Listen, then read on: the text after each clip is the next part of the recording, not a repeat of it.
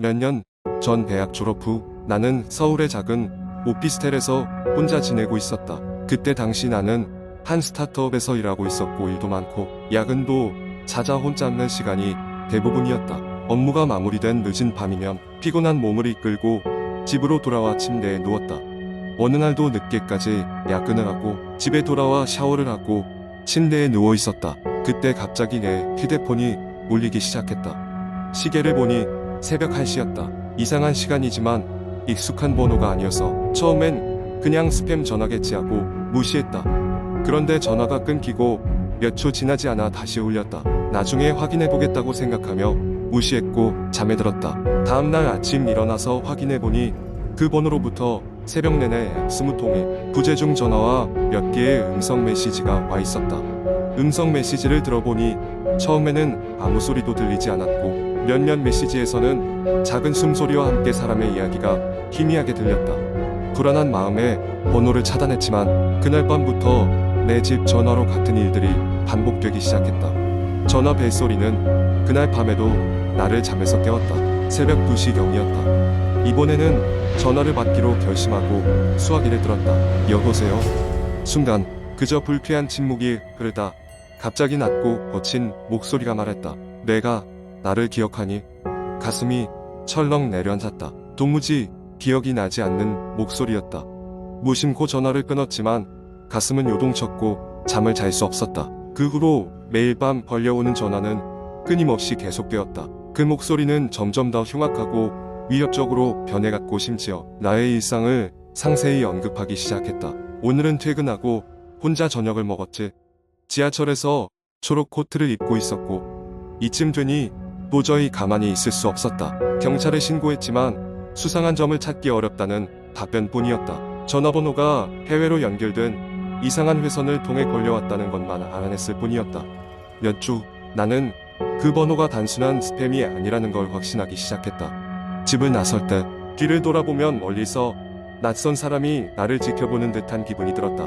한 번은 집으로 가는 길에 누군가 나를 따라오는 것 같아 도망치듯 달렸다. 집에 도착했을 때 문틈 사이로 낯익은 초록 코트가 내 발 아래 놓여 있었다. 그제야 나는 그 초록 코트를 내 예전 연인의 것임을 깨달았다.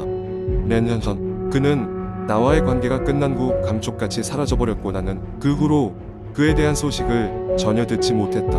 극도의 불안 속에서 나는 방법을 찾기 시작했다. 경찰에 다시 연락하고 사설 탐정을 고용하기로 결심했다. 그리고 방범 카메라를 집안 곳곳에 설치했다.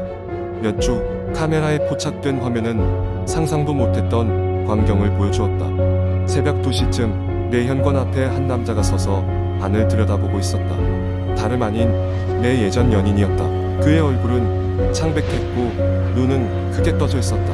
그는 혼잣말을 하듯 중얼거리더니 휴대폰을 꺼내 내게 전화를 걸었다. 그제서야 모든 퍼즐이 맞춰졌다. 나는 즉시 경찰에 이 영상을 보내고 법적 조치를 부탁했다. 다행히 며칠 후 그는 경찰에 체포되었고 그로 인해 모든 악몽은 끝나는 듯했다. 하지만 가끔씩 아주 가끔씩 집 전화가 울릴 때면 가슴속 깊은 곳에서 차가운 공포가 다시금 스며드는 것을 느낀다. 그리고 그때마다 혹시라도 끝나지 않은 무언가가 날 노리고 있는 건 아닐지 다시금 몸서리치게 되는 것이었다. 두 번째 이야기. 오랜만에 고향을 찾은 나는 지친 도시의 생활에서 벗어나 한적한 시골 마을에서의 며칠 휴식을 기대하며 내려왔다. 고향은 물론 아름다웠지만 어렸을 때부터 알 수 없는 기운이 흐르는 곳이기도 했다. 특히 마을 끝자락에 위치한 오래된 폐가는 늘 주민들 사이에서 무언가 꺼림칙한 느낌을 주는 장소로 여겨졌다. 나 역시 어린 시절 친구들과 장난삼아 그곳에 갔다가 으스스한 경험을 한 적이 있어 다시는 가까이 가지 않기로 다짐한 곳이었다. 그날 저녁 근처 산책을 나갔다가 우연히 그 폐가 근처로 가게 되었다. 뭔가에 이끌린 듯한 기분에 사로잡혀서는 바람이 부는 그곳을 응시하고 있었다. 갑작스럽게 뒤에서 낯선 소리가 들렸다. 혹시 그 집에 대해 들어본 적 있나요? 놀라 돌아보니 낯선 노인이 서 있었다. 그는 근처 작은 마을의 주민이라고 자기소개를 했다.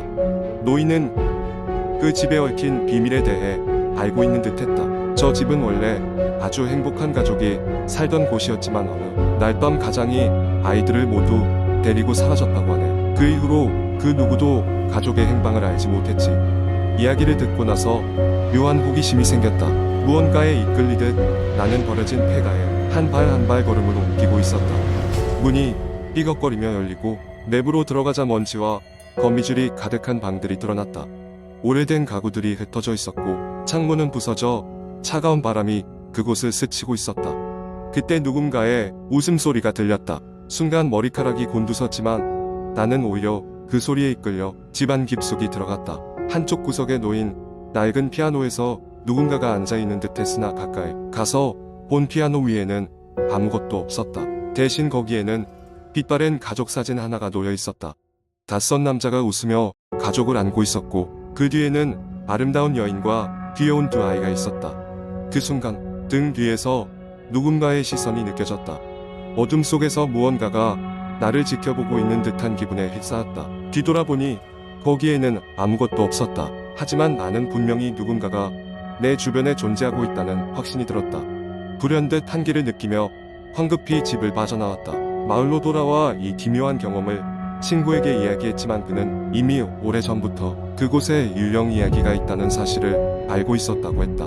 오래전 실종된 그 가족의 영혼이 아직도 그 집에 머물며 자신들의 존재를 알리려 한다는 이야기였다. 나는 그 집을 떠나온 이후에도 계속해서 그 가족의 웃는 얼굴이 떠올라 밤잠을 설치곤 했다. 혹시 그 폐가 어딘가에 그들의 비밀이 숨겨져 있고 그것을 밝힐 누군가를 기다리고 있는 것이 아닐까 하는 생각을 떨칠 수가 없었다. 마을 사람들은 시간이 지나면 잊혀질 것이라고 했지만 나는 그날의 두려움과 호기심이 쉬이 사라지지 않았다. 이후로도 몇 번이나 그 오래된 폐가에 대한 생각으로 밤새 뒤척여야 했다. 그곳에 정말 무엇이 깃들어 있는지 영원히 풀 수 없는 수수께끼로 남아있는 듯했다. 때로는 우리가 이해할 수 없는 무언가가 이 세상에 존재하는 것이 아닐까 싶을 때도 종종 있었다. 그날 이후로도 나는 고향을 찾을 때마다 그 집을 멀리서 바라보곤 했지만 다시는 들어가 볼 용기는 나지 않았다. 이 이야기는 이제 마을의 전설처럼 남아 사람들 사이에서 계속 전해지고 이곳을 찾는 이방인들에게 작은 두려움을 심어주고 있다. 그리고 나는 여전히 그 폐가가 숨기고 있는 진실을 마음 한쪽에 담아두고 살아가고 있다. 세 번째 이야기, 내가 겪은 일은 몇 년 전 한여름에 일어났다. 그때 나는 대학생이었고 방학을 맞아 친구들과 함께 작은 시골 마을로 휴가를 떠나게 되었다. 그곳은 휴양지로 유명한 곳은 아니었지만 조용하고 자연과 가까워 아무 생각 없이 쉬기에 좋은 곳이었다. 우리는 마을 외곽에 있는 작은 민박집을 빌렸다. 그 민박집은 꽤 오래된 건물이었고 주변은 숲으로 둘러싸여 있었다. 낮에는 평화롭고 화창했지만 밤이 되면 으스스한 분위기가 감돌았다. 특히 달빛이 밝게 비추는 밤이면 숲속에서 어떤 것이 스멀스멀 움직이는 소리가 들리곤 했다. 첫째 날 밤 우리는 민박집 거실에 모여 앉아 서로의 이야기를 나누며 즐거운 시간을 보냈다. 그러던 중 갑자기 집 밖에서 누군가 문을 두드리는 소리가 들려왔다. 누구지? 하는 생각에 우리는 서로를 쳐다봤지만 밖을 내다보는 것에 다들 주저했다.